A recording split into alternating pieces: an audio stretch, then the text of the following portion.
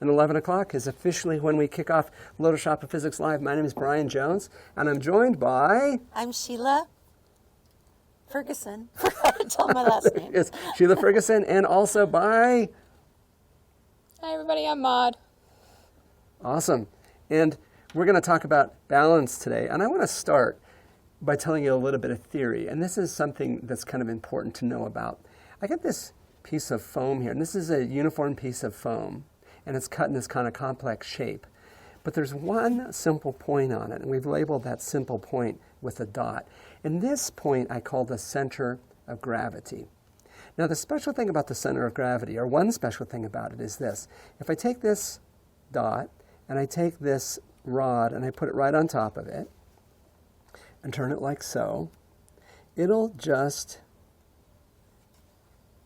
exactly balance on top of that dot. So as long as the center of gravity is right over the support, we get a balance, and it will balance very handily there. And if I try to balance it at another point, it won't happen. Try to balance it over here, not happening. Try to balance it over here, not happening. But if I take that rod and I put it right at the center of gravity, then I get a happy balance. So when we're talking about balance, we're balancing objects, we want to be thinking about where is the center of gravity. And one of the things we're going to talk about today is how you can balance. And your center of gravity is about where your navel is. That's about your center of gravity. It's like the center of your body. Another special thing about the center of gravity is when something flies through the air, even if the motion is complex, the motion of the center of gravity is very simple. And we have a little video that shows that. So check this out. This was something that Sheila and I did. Sheila tosses this complicated shape up in the air, and it's whirling and twirling and doing all kinds of crazy things. But if we follow the motion of the center of gravity, it's just very simple. It just goes in a simple parabolic arc, goes up and comes back down. So that center of gravity we can use to simplify complex motions, but also it helps explain balance. I want the center of gravity over the support, and if we have that happen, we get balance. Oh, heavens to Betsy. And I think Sheila has got an awesome balance thing to show us. I do. This is great. This was a gift, and it came from Slovenia. And when you get a gift like that, you think, what is it? But I'm going to use it to balance this bottle of sparkling red grape juice. And this weighs about 25 ounces. Yeah, sounds about right. So both ends of this are beveled one way or the other. And I am going to sit this like that, and you can see it doesn't balance. It doesn't balance.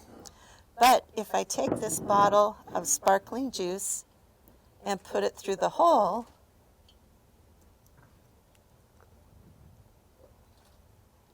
it's balanced. Isn't that great? Level with the table. And also the center of gravity is right over the base, like you talked about, Brian. Oh, awesome.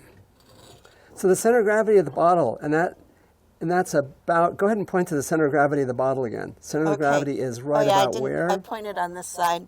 Right about there. Right here. And that's directly over the support. So as long as the center of gravity is over the support, we have balance. We have balance. Now, if you have a complicated object and you want to find the center of gravity, Maud is going to show us how you do that.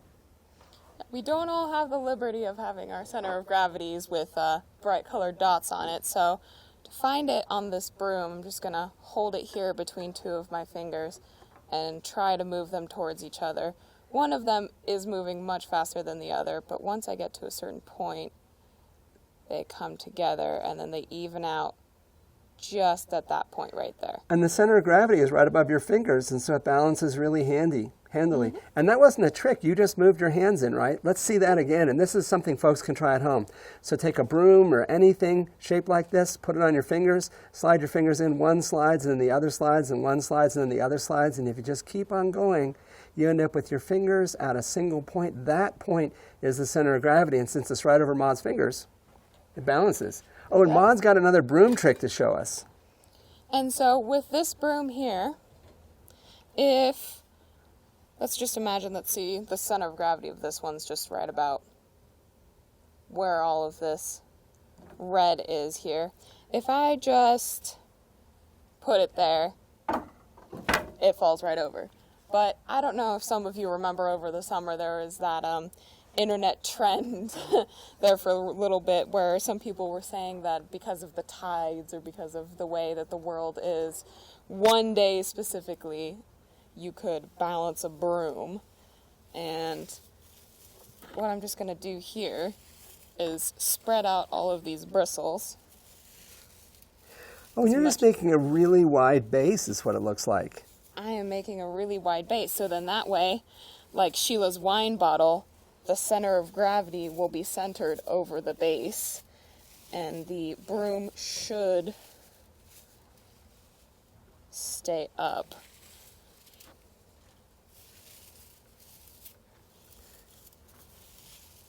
All right. Ooh. Oh, nuts.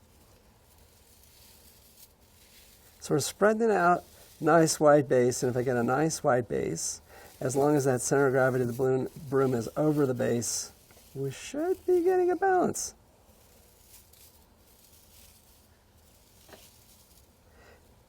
I definitely did it earlier. And what we might do is let Maud work on that while Sheila shows us another balance thing. Maud, we're going to, oh wait, hang on. It worked. We cut away too soon. There it is. We're back to the broom, and let's take a look at the broom. And there it is, handily balancing on its bristles. And we just got, Maud just spread it out to make a nice wide support. Center of gravity is over the support. Everything balances, everything is cool. Awesome, awesome. So, and there's no trick, and you don't have to do this on any particular day. It's just any day you feel like balancing a broom. Yeah. It does not have anything to do with the equinox. Awesome, awesome, awesome.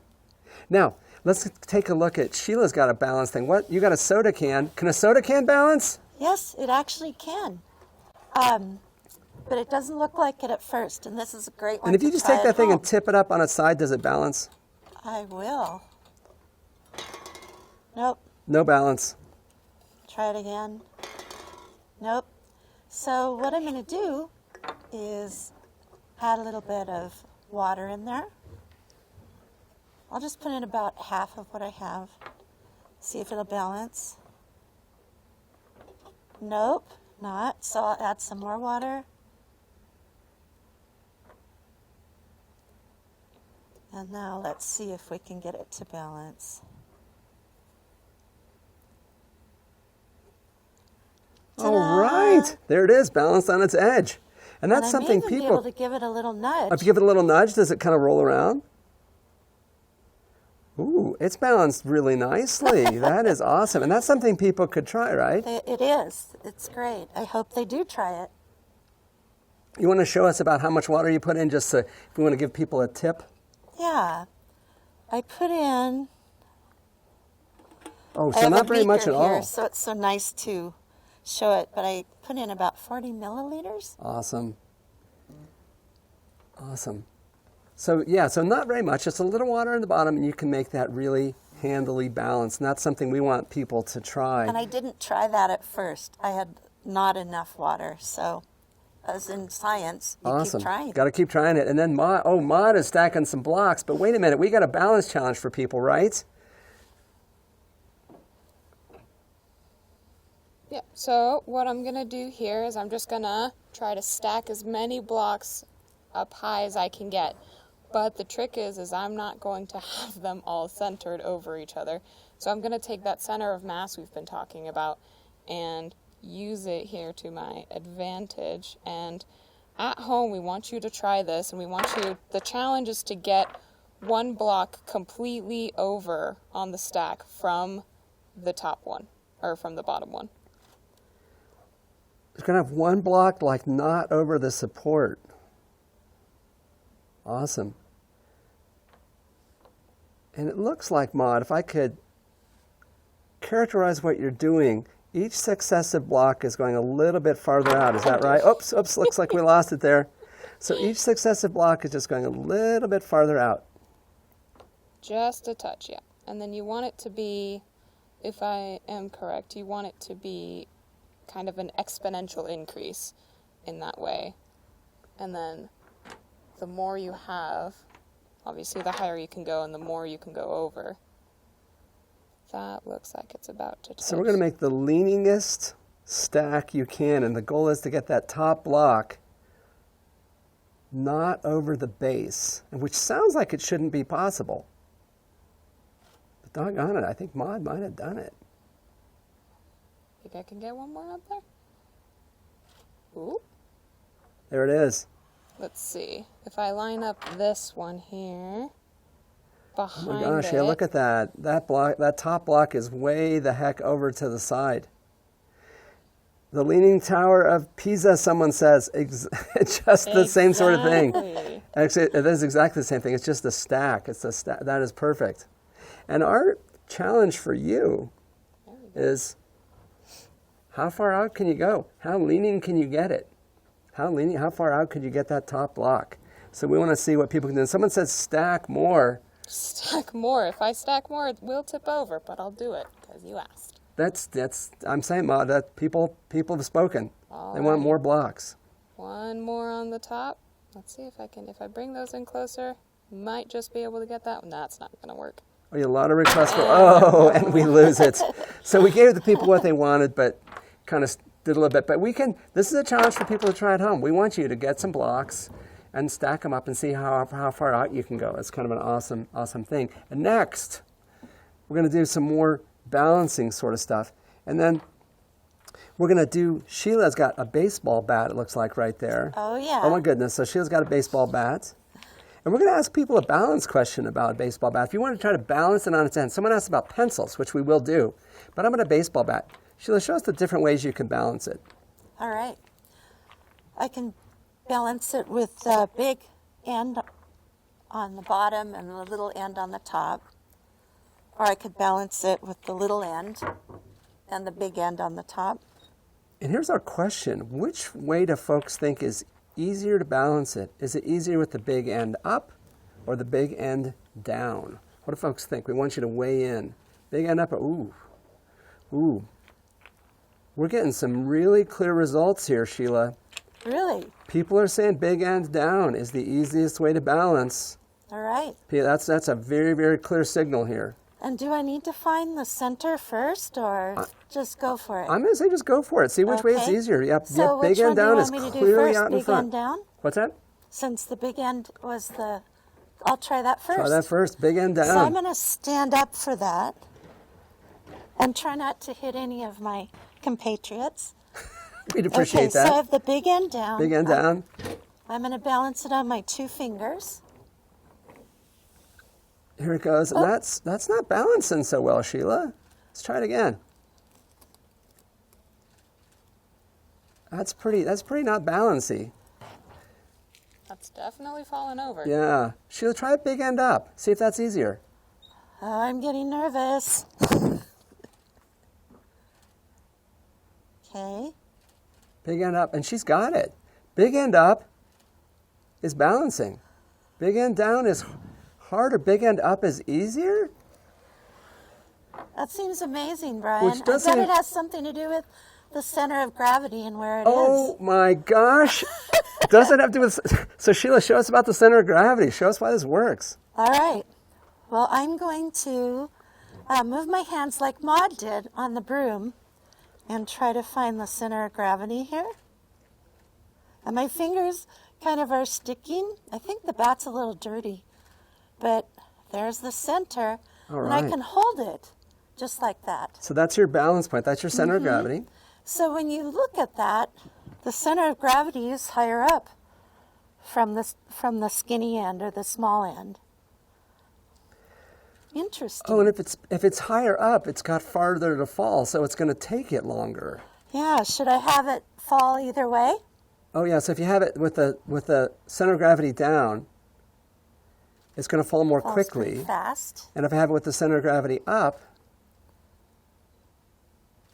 it's going to fall little more bit slower. slowly. Oh, so you just have more time to react. I do. When the center of gravity is up, you just get a little bit more reaction time. Awesome. All right. Thank you, Sheila. You're welcome. Now we're going to talk about stability next, and I want to show you something. This is sort of an awesome thing, and this is something that was just built by Jeff, who's our shop guy, and it's this sphere, And inside the sphere, there's a little weight, and I can move that weight up and down. And if I have the weight down low, and I take this sphere, and I tip it to the side, it just kind of comes back. It kind of like wobbles, but comes back to where it came from. Now what I'm going to do is, I'm going to take a nut, and I'm going to raise it up. And then when I do that, this thing will still wobble, but now it's wobbling more slowly.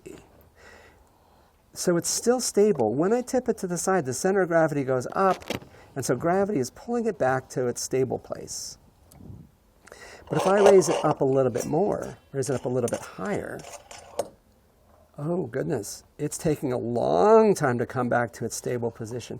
And what it's doing is it's approaching the limits of stability.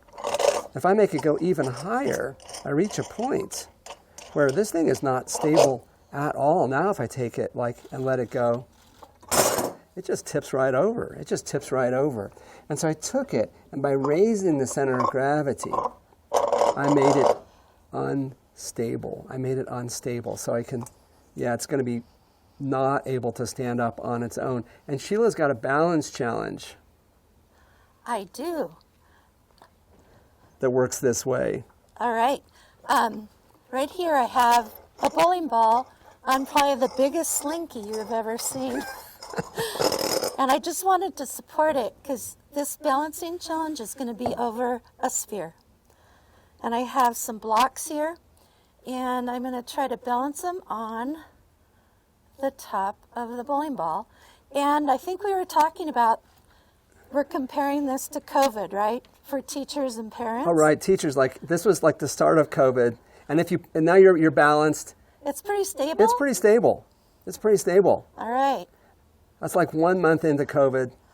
Now it's a few months later. Couple months into COVID. Still balances? It's balancing, but it's not quite as stable. It's coming back to equilibrium a little bit more. Uh-oh. Okay, I think this is probably August or something in COVID. 3 blocks. Whoa, that is getting pretty wobbly. That's certainly how I'm feeling. And I think now it's probably this time of year for the teachers and parents. There's 4 blocks. The sphere is a little slippery. Just bear with me. She's got 4. All right, who wants to see 5? Who wants to see 5? Oh yeah, I'm seeing some reactions. Tipping point, Brian. Uh-oh. And so here we are. So kids, if you're pushing your parents too far, we could have a situation of,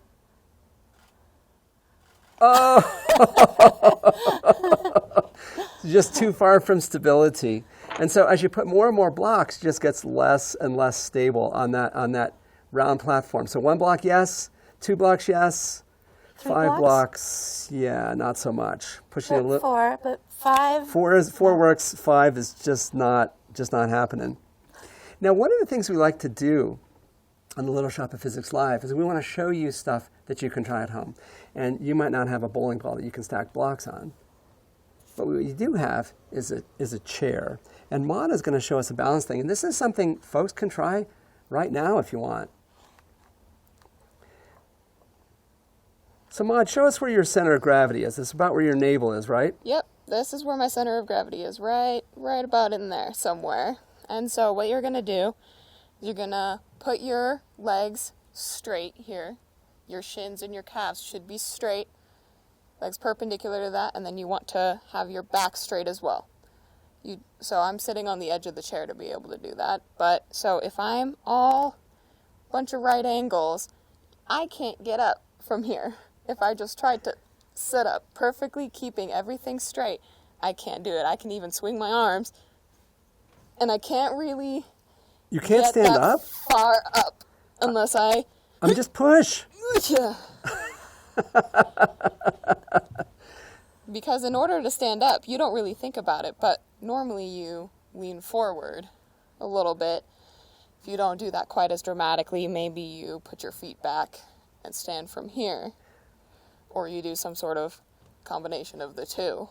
Oh, I see. So what you're doing is you're putting your center of gravity over your feet, because we said to be able to balance, you have to have your center of gravity over your support, and your support's your feet. So you need to put your center of gravity over your feet. Yep. Awesome. And if you don't lean your body forward, that's not happening. And we might give folks a minute to try that. Go ahead and give that a shot. You're sitting in a chair. Maud, tell us how we have to do this. This is the impossible, like you can't stand up challenge here. Right, how do we do it? I'm sitting on the edge of my chair. Sitting on the edge of the chair. And you want your legs to be straight up and down. You're from below the knee, straight up and down. And you want your torso, your chest, to be straight up and down as well. And without leaning forward and without pulling your feet back, try to stand up just from this position. Oh man, and I see a lot of folks trying that. And you just can't stand up. Can't do it. Awesome. Awesome. That is something, so if you folks saw this is a challenge you can give to your younger brother and sister. Say like, I'm going to make a bet. And then say, I don't think you can do this. And if your younger brother or sister is like me, I don't like to be told there's things I can't do, but I can. If I'm in my chair and my legs are straight and my back is straight, I literally can't stand up. I cannot do it. I've got to either lean forward or bring my feet backwards so that my center of gravity is over my source of support. And when that happens, I can make it happen. Now, there's another impossible thing which we're going to show you. And we've set up a little vertical surface back here for Sheila to work on. And this is something else that you can challenge your little brothers or sisters or your parents. Oh, They challenge may your not parents. believe this. Yes. So, Yes. shh, don't tell your parents about this. You're going to challenge them later. I like it. I like it. So I'm going to be standing here, and I'm just going to stand on my tiptoes. Oh, when you did that, Sheila, your body moved forward. Did it really? It did. Because show us where your center of gravity is. Go ahead and point about where your center of gravity is. So it's probably right on your side. It's right about here. Okay. Yeah, there it is. And that's Right over over the my middle of your legs. feet. But when you stand on tiptoes, that's got to move over your toes because it has to be over the support. So if So you I have to shift forward. you have to shift forward. So standing on tiptoes, you have to move forward. You definitely move forward. Now, I want to try it close to the wall. All right. So Sheila's moving closer to the wall. Yeah, my feet are right at the wall. Okay? I can't even lift my feet at all. And you can't because your body has to move forward to be able to balance, but you can't move forward because the wall is there. That's just not This happening. is unbelievable. So you put your feet against the wall, try to stand on tiptoes, can't do it because you can't move the way you need to. Awesome. Thank you, Sheila. And then You're Maud welcome. has another balance exercise that works like this too. And I'm going to be facing you, so I'm just going to put a little dot here where my belly button is approximately, and this is where my center of gravity is. And so if some of you know yoga, there's the tree pose. Oh, and when you did that, when you went into the pose, you moved your body to the right. Oh, and you had to do that because you have to keep your center of gravity over the one foot that's on the ground. Awesome. Alrighty, and then now I'm going to get a little bit closer to the wall. And then,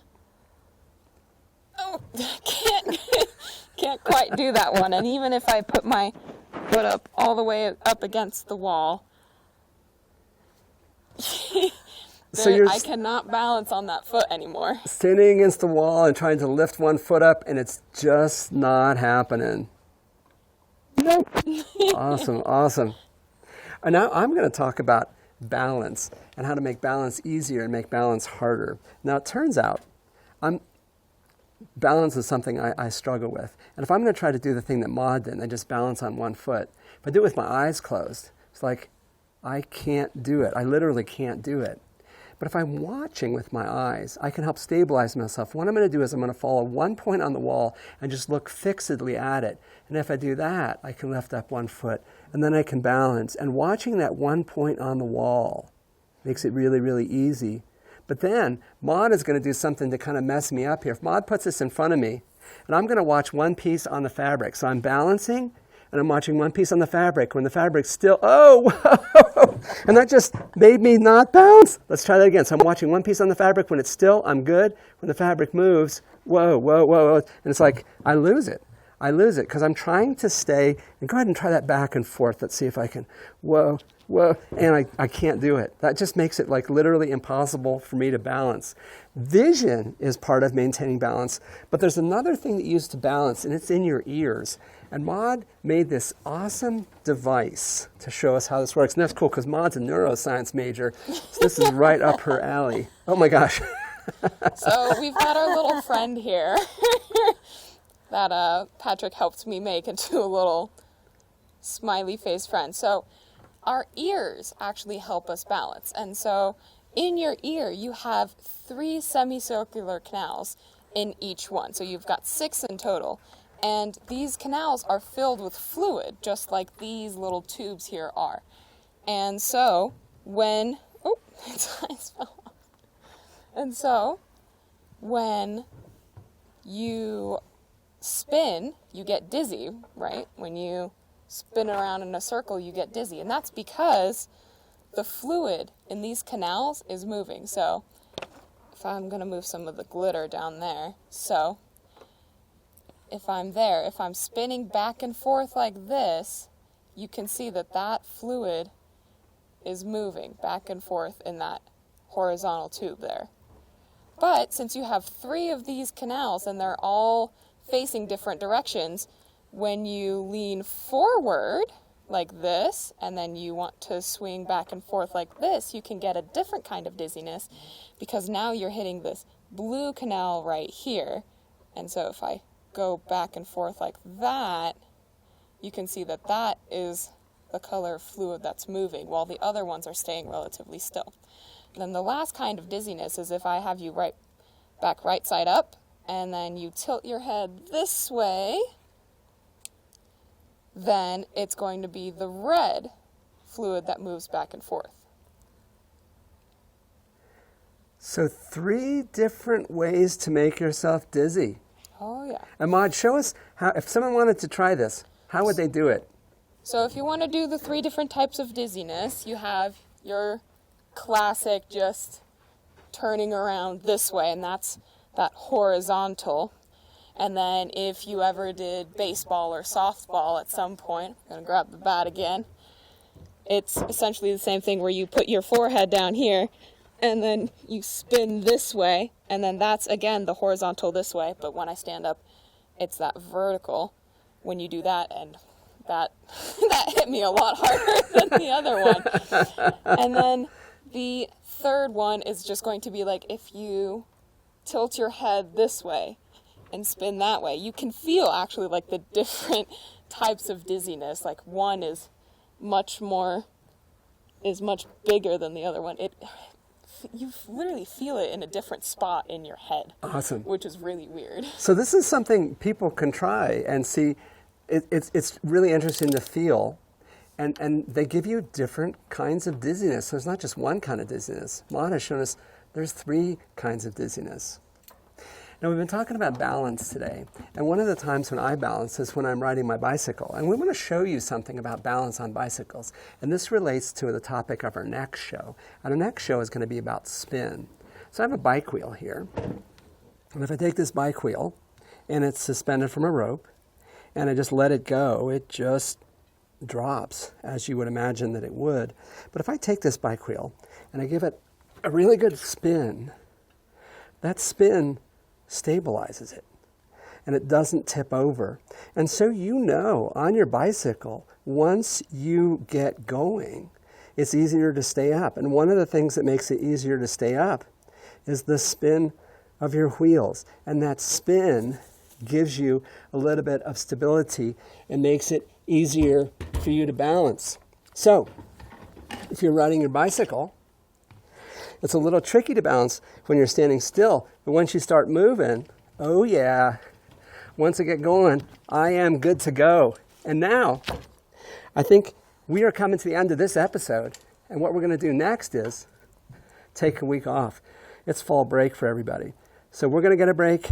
You're going to get a break. But we're going to be back in 2 weeks. And our next episode is going to be Spin. I want to say goodbye to, or say thank you to Sheila. Bye.